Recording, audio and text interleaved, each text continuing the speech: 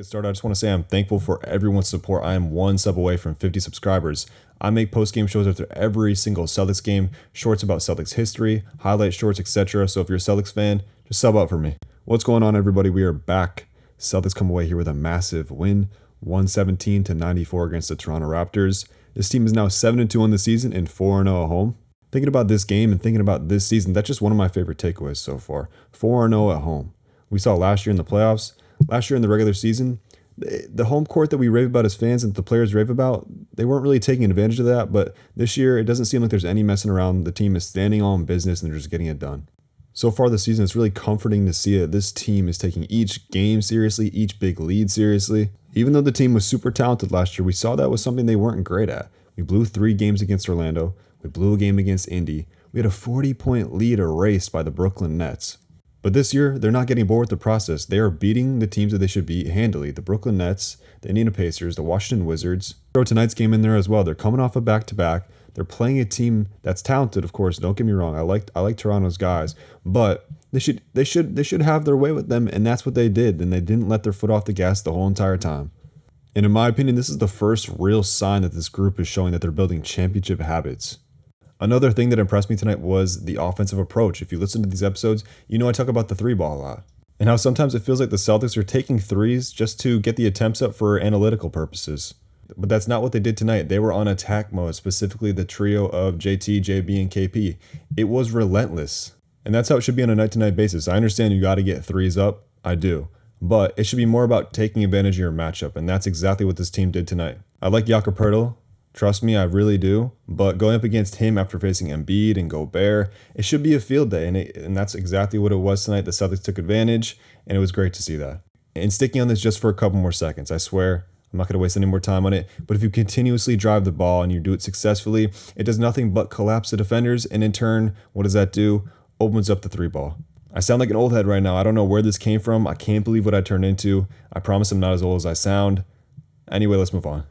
I think tonight was the first game of the year where the top 3, JT, JB, and KP, all had it going, and man, how did that look? Tonight reminded me of the Indiana game in the sense where the opposing team was out there trying very hard, but the dynamic of the Celtics' best players is just too much to handle. And this game was even more impressive because you're going up against a Toronto team who has a bunch of long, rangy defenders, G, Pascal, Scotty, Precious, but Celtics just kind of had their way the whole entire game.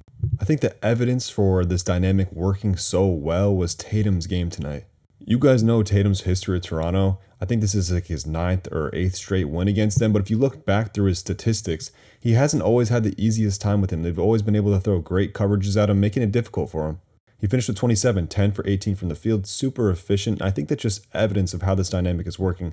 It's not only opening up the floor for JB, KP, Drew, it's also making life easier on Tatum. Overall, just a great offensive effort from this team tonight. Overall, happy with the defense. I think ever since the second quarter of that Brooklyn game, the intensity ratcheted up a bit, and it hasn't really wavered since. I know there's a little bit of a rough stretch there in the first quarter, but other than that, nothing to complain about. I'm noticing less missed coverages, guys on strings, good rotations, good closeouts. We should have no problem defending anybody other than those big, versatile centers that we've talked about in previous episodes, Jokic, Embiid, etc. I think we got to this point kind of quick, but let's move on to the quick hits portion of the episode. Sam Hauser. For the second night in a row, we are talking about Sam.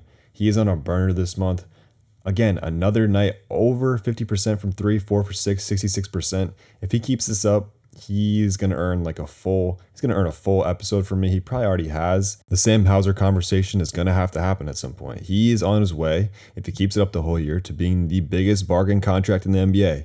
I'm going to say it right now. I said about Pritchard, kind of losing hope on that. But Sam is signed for 3 years, $5 million. Compare that to a similar player, with their roles in Duncan Robinson, 5 years, 90. I mean, do I got to say more?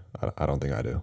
Next quick hit, we will talk about the JB to KP connection, or the KP to JB connection, whatever you want to call it. Tonight, we saw KP find Jalen for a backdoor cut and a dunk, and this isn't the first time this has happened. This has happened on numerous occasions, and it's just nice to see how seamless of a fit Kristaps is. We see stars come together all the time, the chemistry not be there or never even get there.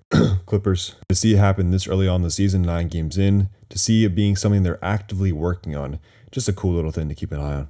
And now I want to talk about Toronto a little bit. So if there's any Toronto fans listening, I would love your input in the comments. I've always kept an eye on Toronto, of course, but I've been super interested ever since Kawhi left. You guys have hung on to Pascal.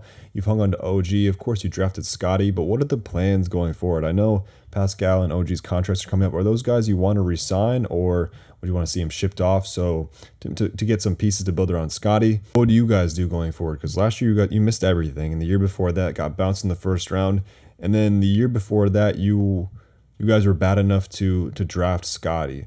So I know you guys just recently won a championship, so maybe that hasn't worn off yet, but I think you guys have pieces to put yourself in a better position quicker than where you guys are at right now. And that leads to my next question about Masai. How do you guys feel about him? Are the rumors about his unwillingness to deal his players and picks true? Would you guys have wanted to take a swing at Dame or KD when they were available? Like I said, any Toronto fans listening, please drop some knowledge on me in the comments. Anyway, I think we're going to wrap it up right there. We got a little bit of a tougher schedule coming up for at least the next two. We got Knicks and then a rematch with Philly, which I'm super excited about, and then back against Toronto. And then after that, we are reunited with old friend. That doesn't feel right saying. No, current friend, Marcus Smart. It was a bit shorter today, and I apologize for that. If you enjoyed what I'm doing, like, comment, subscribe. If not, it's no big deal. I'm here after every single Celtics game. I'll talk to you guys Monday, November 13th.